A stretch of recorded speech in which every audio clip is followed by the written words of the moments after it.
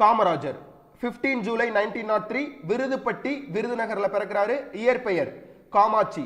பெற்றோர்கள் ராஜான் கூப்பிடுறாங்க, ரெண்டும் சேர்ந்து காமராசு ஆயிருது.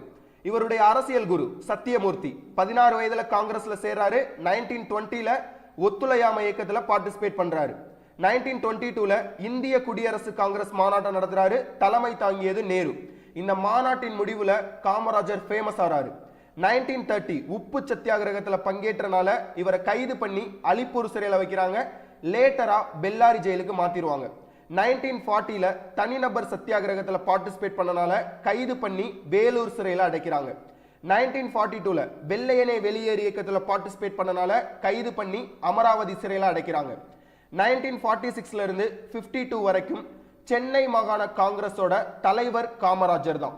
1947 இந்தியா சுதந்திரம் வாங்கிய பொழுது தேசிய கொடிய சத்தியமூர்த்தி இல்லத்துல